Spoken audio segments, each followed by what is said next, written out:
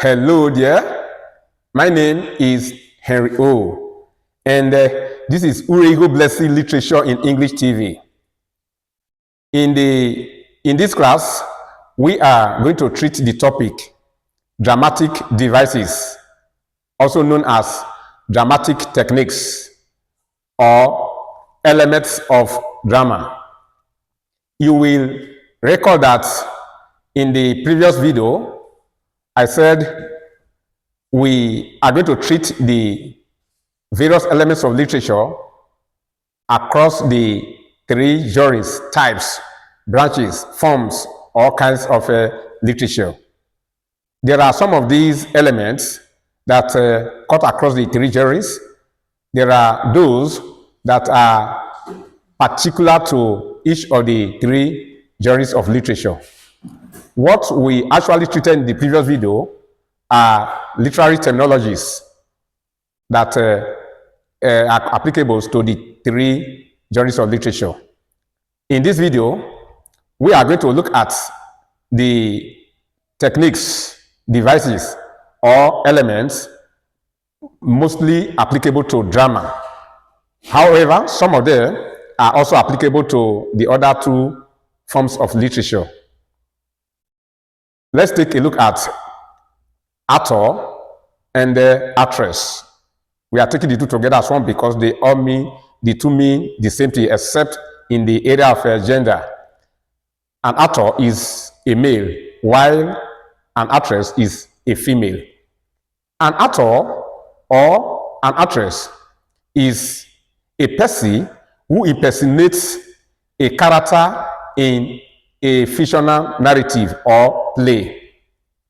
An actor or actress can also be defined as a person assigned to play the roles or parts of a character in a novel or drama.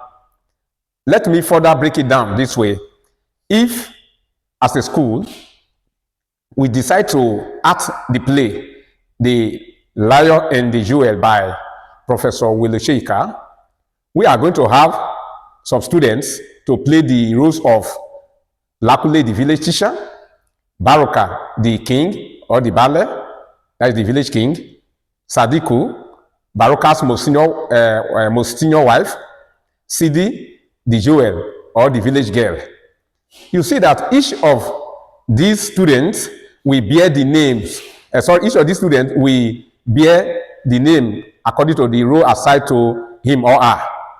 The word bearing Lakule is not the real Lakule in that book. He is bearing Lakule for the purpose of this performance. The person bearing Baroka is not the real Baroka in the book. He is bearing that name for the sake of the performance. The person bearing Sadiku and the Sidi, these persons are not Sadiku and Sidi respectively. They are bearing these names because they are being assigned to perform their roles or parts.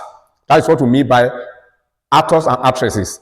An actor, an actress is somebody who is assigned to take the part, to play the roles of a character in a book. So we now say that in this instance where I have given, Baroka in the book is a character. Why the student, let's say for instance, Umukoro Emmanuel, playing the part of Baroka with the name Baroka for the sake of this live performance is an actor. Let's assume that Honorable Cynthia is playing the role of Sidi, the village girl. Honorable Cynthia is an actress, while the Sidi in that book is the character. I believe you get the difference between a character and an actor or actress. Let's look at aside. Aside is a word or an utterance, a statement by a character on stage which is not intended to be heard by the other characters on stage with him or her, but to be heard by the audience. It is a statement meant for the audience rather than the other characters on stage with the actor or character speaking. Then let's look at anticlimax. Anticlimax can be defined as a disappointing ending to a play or a narrative with an exciting beginning. It is an unsatisfying end to a play, to a drama, to a narrative, which begins with interesting or exciting events. It can also be defined as unsatisfying resolution of the main conflict of a play or narrative.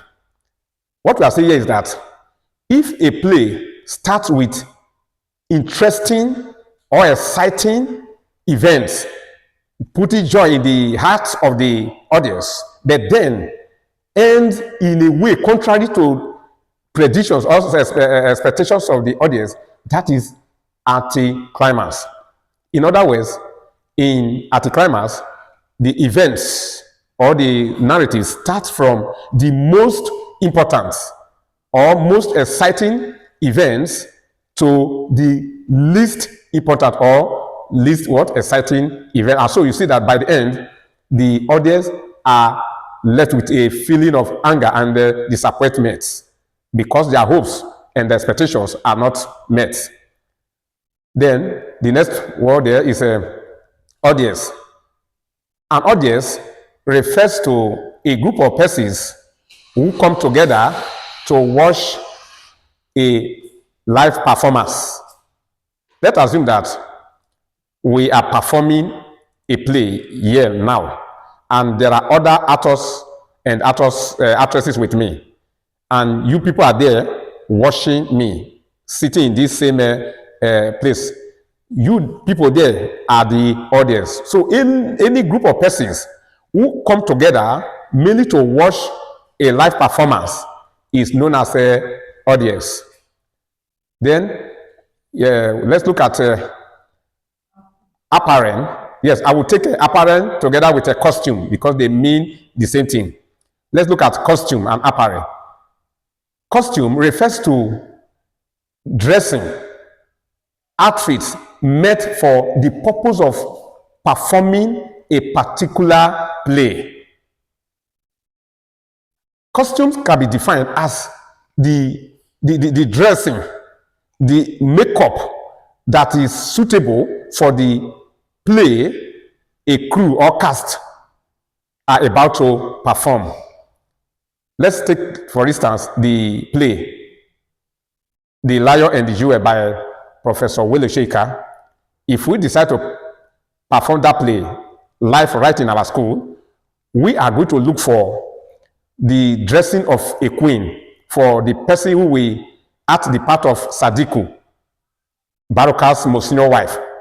And we'll look for, how do we call it, a dressing artist, makeup artist, who will dress her with a crown that will make her appear like a queen. And then we'll look for outfits, that is, dressings that befit the appearance of a king. And the student that will act the part of a Baruka, the king, will dress like a king with a crown, so that see him, he appears like a king. This particular clothing put on this occasion purposely for the performance of the play, The Lion and the Jewel, are what we refer to as a costume or apparel. Let's look at cast/crew. Cast or crew refers, let's take the cast first. Cast refers to the actors, the actresses, and other characters or persons involved in the performance, like singers, messengers. As long as the people that participate in that action, in the performance of the play, these are people called cast. Then crew also refers to the people, the characters in a play, or even in the case of a live performance, the actors and actresses, including the stage manager, the stage director, anybody, all the people involved from the beginning to the end of the play, which also involve the selecting the cast, arrangement, that is how the costume, the beauty artist or whatever you call it, makeup artist. They are all crew. But cast is mainly used for those who will appear on the stage. While crew evolved that includes both those that will appear on the stage and every other person that will not appear on stage. Then cast/casting. Look at the word we are using it twice. The first one we are explaining, cast, C-A-S-T-S, is used as a noun. Then we can use that word too as a verb, C-A-S-T, cast/casting. This means the whole process of selecting the crew, especially those that will appear on stage, the actors, the actresses, probably singer, drummers, messenger, that is property man. The process of selecting the right persons that will fit each of these roles is what we call cast or casting. Again, cast can be defined as performing a role. So we can say that Chauncey is casting the role of Baroka. Thompson cast the role of Baroka in the last drama. So look at the three definitions of a cast here, referring to the people who act a play, also at the art of performing, again then the process of selecting the crew for the what? Performance. Let's look at climax. Climax is the height or the peak of a drama. It is the highest point of interest, the highest point of tension in a work of a drama.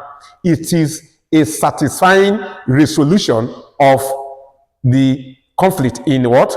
A play. Look at the difference between anticlimax and climax.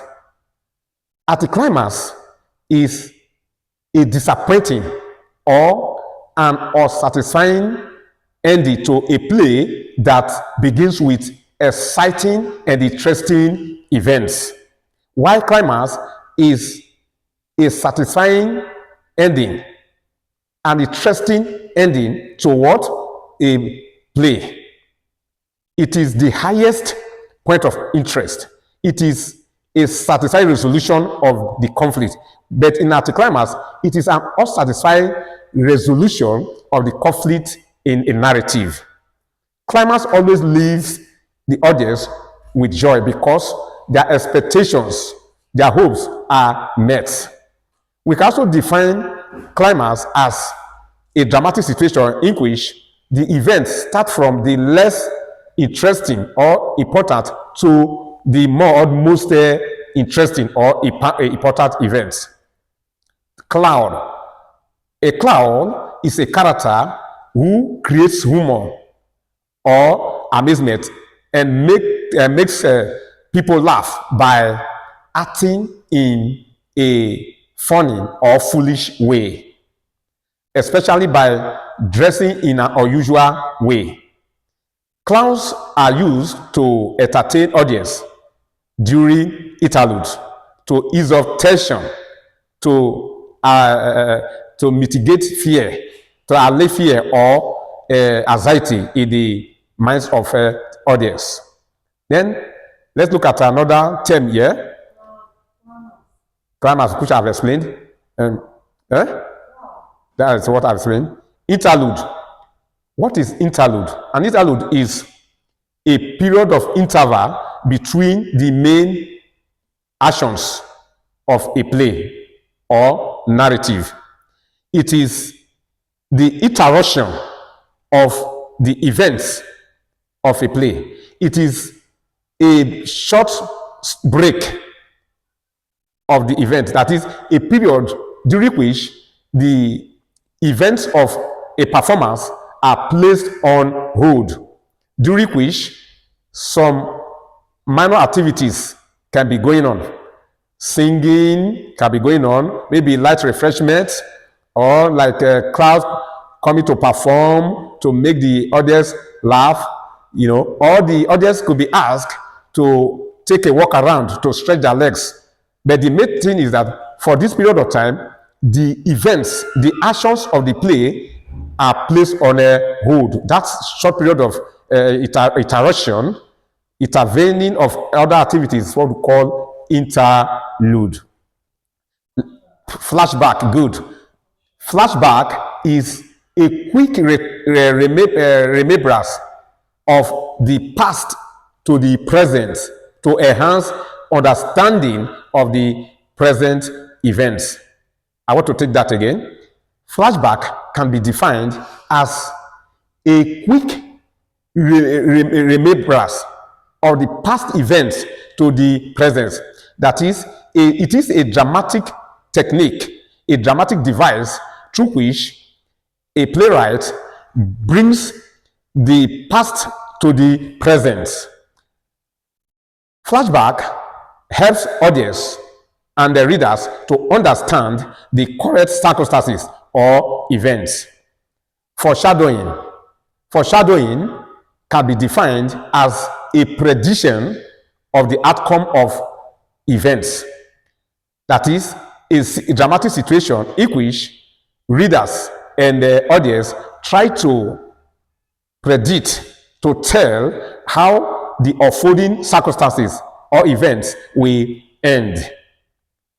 Yes? Which other one have I not touched? Okay, good. Prologue.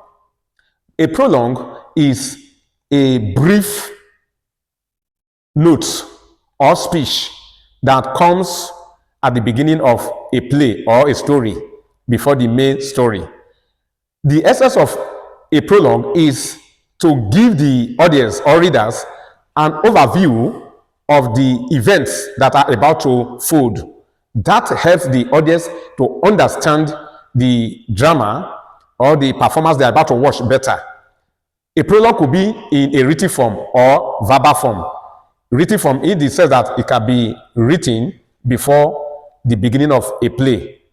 And a particular person could be assigned to come out to deliver the prologue before the actors and actresses come on stage.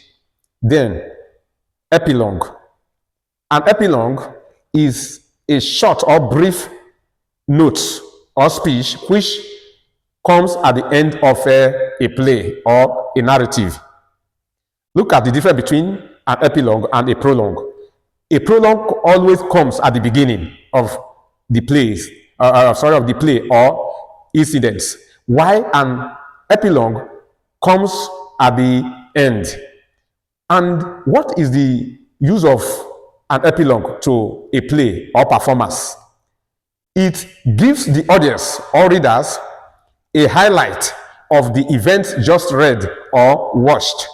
It is from the epilogue that the audience or readers get the moral lessons that they can derive from the event just performed or from what they have just read. The main essence of epilogue to make the audience understand better what they have watched or what they have read. It could also be in a written form or in an oral form, in which case somebody assigned to do so can come and begin to tell the audience, say, listen, you youth of these days, you saw for yourself what happened in the drama just performed. You see how maybe a student was not serious with his or her academies, and at the end, he or she ends badly in the society, hawking under the sun, suffering. You see, so the lesson for you, youth of these days, take your education seriously. Education is not a scam. That is an epilogue coming at the end of the what?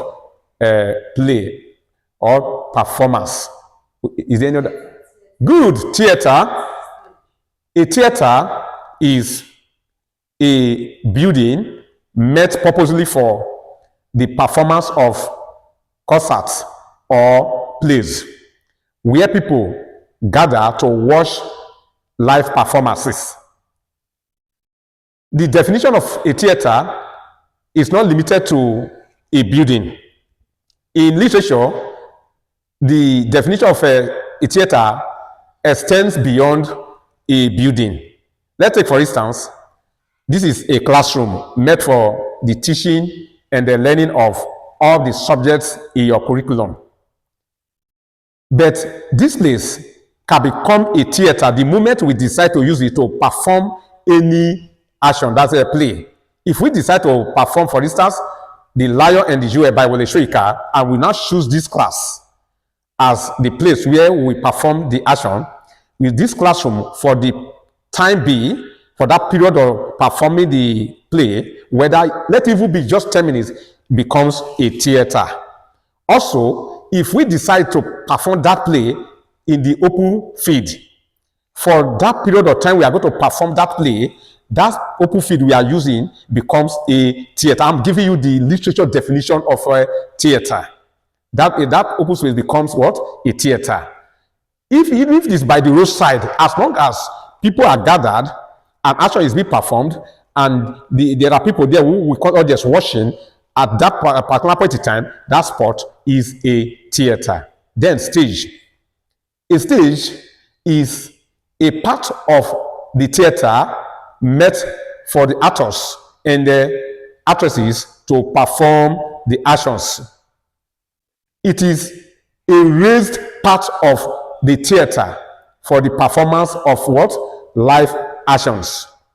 If you can see me, you will see that the part I'm standing now in this classroom is a bit higher than where you, the students, are sitting.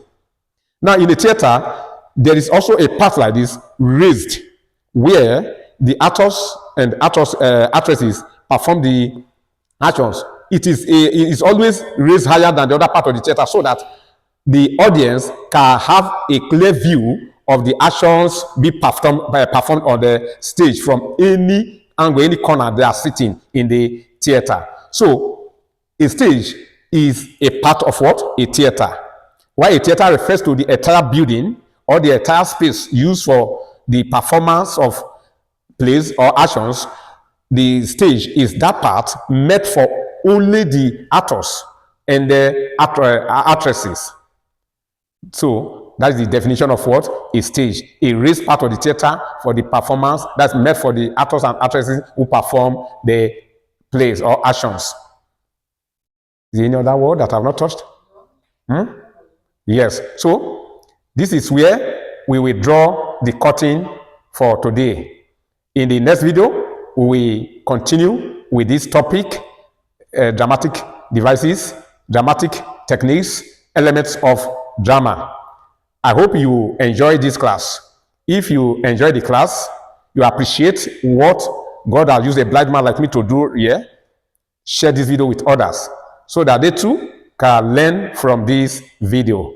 Then click on notification and subscribe to this channel. Follow me on YouTube, Instagram, Pinterest, and Facebook. On Facebook, follow me as Henry Omogbefe. Omogbefe is spelled Omogbefe. If you don't enjoy this video, be sincere. Please don't hide anything from me. You are there to help me improve on the quality of this video. If you don't enjoy this video, let me know by dropping your observations, your constructive criticisms, your recommendations on how I can improve on the quality of this video at the comment section. Always stay connected to Urigo Blessing Literature in English TV. God bless you. For now, I'm out of here.